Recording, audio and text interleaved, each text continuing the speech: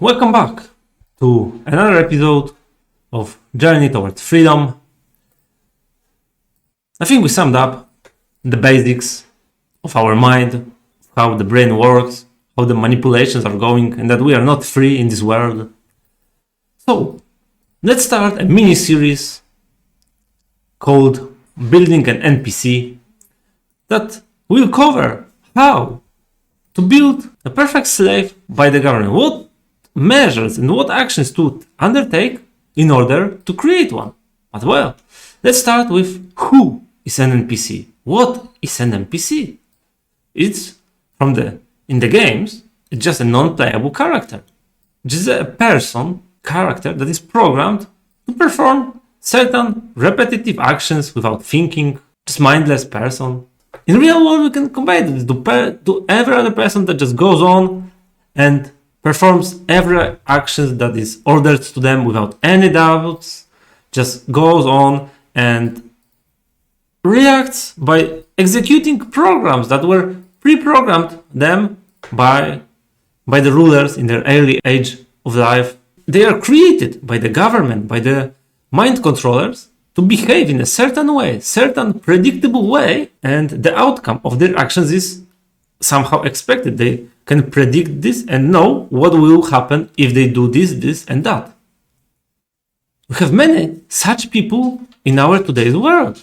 Just like the Matrix trilogy tried to tell us, the first Matrix movie, that people believe in the legitimacy of government, that they have the power to create law and we have to obey it no matter what. It doesn't matter if it's moral, immoral, if it benefits people or not, we have to follow it because they created it and we have to follow. We don't need people that have independent thinking. We love our NPCs. The more NPCs, the less people with independent thinking being able to think from themselves, the better for them. The less there will be rebellion against the world how we see it today. So all this aim of building an NPC is just building a mindless zombie that will follow any orders without basically giving a second thought about this. Where do we start?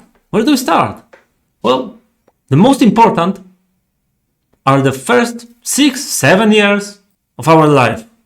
That's when the most of the programs are added to our brain, and that's where we gather the most basic information, how the world operates, how to behave in this world.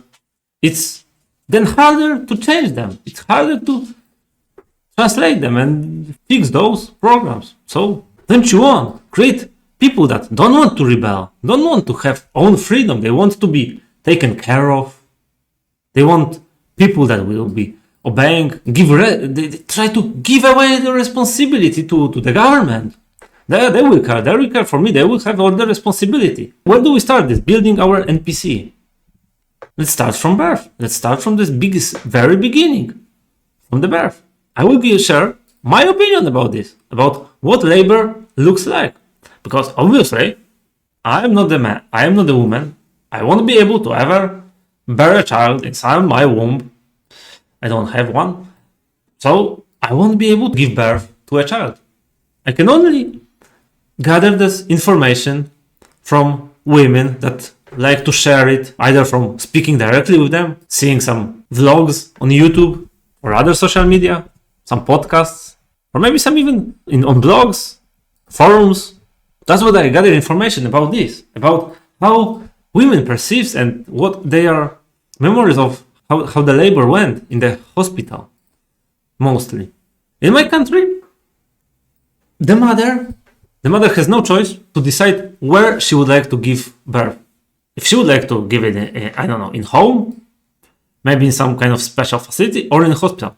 By default, by law, it is ordered that you have to go into hospital and they take care of everything. You don't have to do anything except for just giving birth to a baby. That's all you have to do. It's forced, it's directed by law. If you wanna go into home labor, well, you need to get a consent. People from medical staff needs to give you their permission so you can give birth at home. Isn't this fucked up? If going to a hospital is so great, it's so awesome, why is it forced? I mean, it's like for what, 100, 150 years ago, the old children were born in homes mostly. And now we have hospitals, and these hospitals should be the, improvement from this home birth. So why is it forced? If it's so great, it should be voluntary, and the women would be still willing to go there because there will be benefits to going better birth rates, better taking care of the mother, young mother. No, it's all to keep you and treat you like a herd, so you don't have any control over it.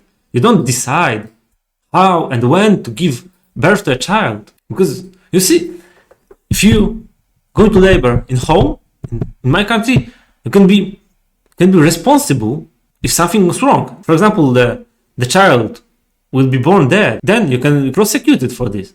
But the doctors follow the medical procedures, they are written in the law, and if they follow those procedures, they won't be prosecuted. They will nothing happen to them and to the mothers. So it's much simpler. So you take the responsibility out of yourself. They just made all this law, so you will be fearful of ever trying to give birth in your own home, because you will be scared that you may, if something goes wrong, you not only lose a child, but you can also lose your so-called freedom. You can go to prison. Imagine how stupid you have to be to believe that this is great. So they scare you with this unassisted childbirth. They scare you to shit so that you don't even think about giving birth that way. So you go into hospital. Well, then you are under their control. They decide whenever you should give labor. Sometimes it's you. It's a woman that, feels it's time. The child is coming out. But sometimes it's no. But we have, your day is coming. You should be giving birth tomorrow. And they force it to start going into labor. That is, for me, strange. I mean, hasn't nature equipped us with some kind of mechanism to know how to give a birth to our own species? To feel when the labor is starting? Every other species, from the mammals, as I'm aware, is aware of the when and how to give the birth. They is usually not forced, but not humans. Humans need procedures, they need doctors and other people telling them how to do it, because we don't understand, because we don't know. Nature didn't equip us with this. Well, either we are some kind of fucked up species that for some weird reason survived without hospitals for many centuries, because, as I said, it has been for 150 years, the hospitals, the giving birth in hospitals?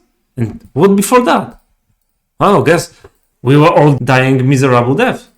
And there are 8 billion people in this world, and I assure that most of them were born not in a hospital.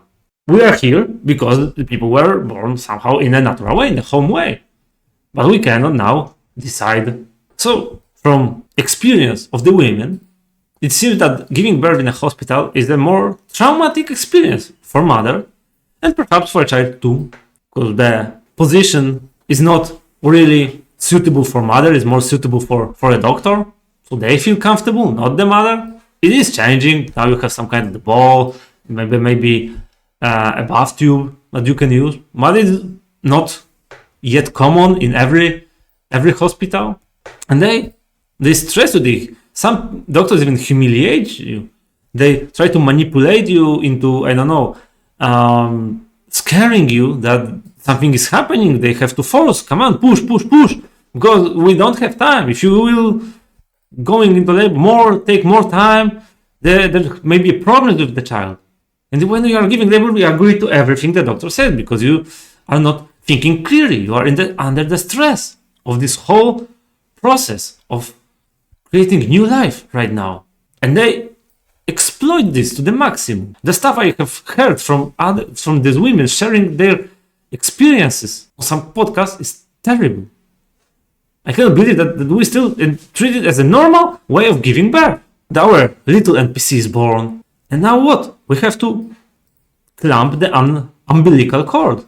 We have less than 30 seconds. Then is a quite early umbilical cord release code.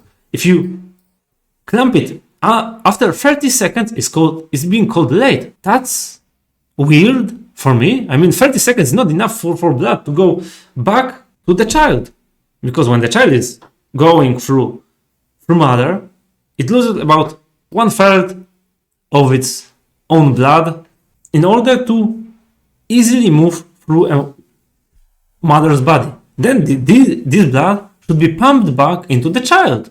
That's what the placenta is for. It's for child through the umbilical cord to give this blood back. But no, we decided we clamp this and we don't allow this third of the blood to be given back. They tell you can save it for later in case a child will need a transfusion in the future, because this blood is so awesome, so great that we can use it in case of some serious injuries in the future. Well, if it's so great, why don't give it to the child in the first place? So that child can have all the protection, all the awesome stuff that this blood has.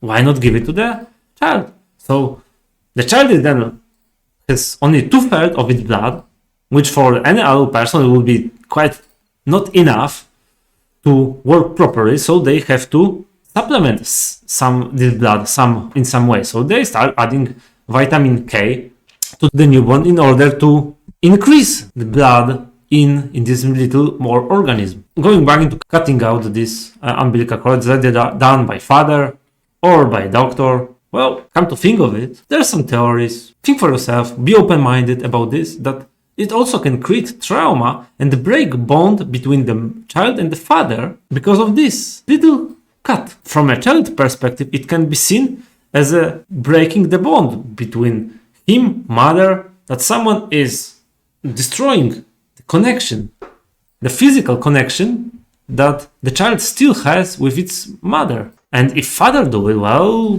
that means that someone close to that child is doing this. Now, let's go into the most serious issue I found with this hospital treatment and medical procedures is cesarean section. It is a risky procedure. So it's basically a surgery that is performed when the child is really at risk of the mother will not be able to deliver the child. It's really invasive. It should not be performed on, a daily basis, right? It has very negative consequences.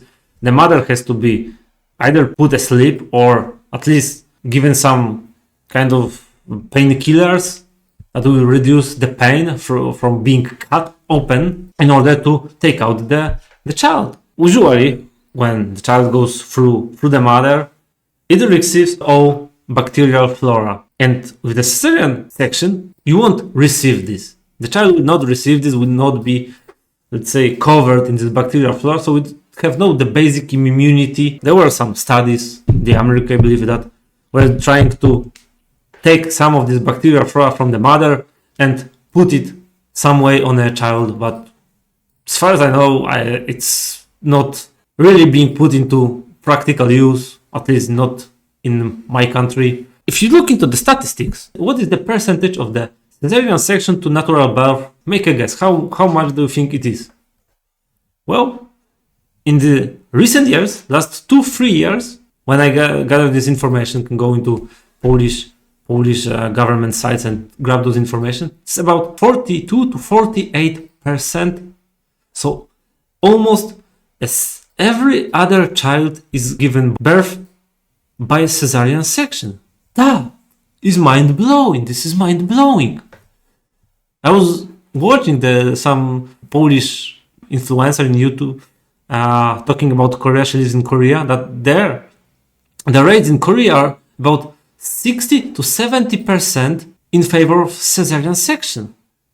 Why is that? Why is it happening on such a daily basis? It can have very negative consequences for mother, for child. Yeah, the mother will have to maybe put into coma if needed. Then she will not be seeing her child. Also, after the regular surgery, she will have to recover, so she will not be able to be with the child constantly, and that child is again breaking the bond with the mother. The child is feeling that it may have been already abandoned by mother, because child takes everything very selfishly. They take everything through their point of view, that if something is happening, is because of them, or maybe they did something, they are not worthy, they are not valuable as they are, they did something wrong. Just watch, I don't know, Bruce Lipton or Gabor Mate on these topics, how child see the world. And this is trauma, that the abandonment with the mother can create trauma, that child is not worthy of living just because they are. So they have to prove their worth. Well, isn't it exactly what the government wants? That we have to prove that we deserve to be living? I don't know why the rates are so big. Well, maybe the Hollywood movies made some propaganda encouraging this, that we go to the hospital, because they, from every Hollywood movie, when there were women going into labor, there was just a lot of screaming. It was so painful for them. It was an unbearable experience for them. So maybe it's just easier to take out the child and let's call it a day. 20, 30 minutes and you're done. You're done. Because looking at the movies and the propaganda that is there in the Hollywood movies, see that this is a very painful experience to give birth to a child. I don't know, women maybe don't talk with their mothers, with their grandmothers. It is not passed down that it doesn't have to be such a way. I have watched some videos, some vlogs from people giving natural birth, lotus labor, and they were all excited about it. They found it was a very positive experience in contrast to giving birth in a hospital. We'll be continuing our mini-series of building NPC in the next episode. I'm Arek, and you can always watch me on tridentoffreedom.com. See you. Bye.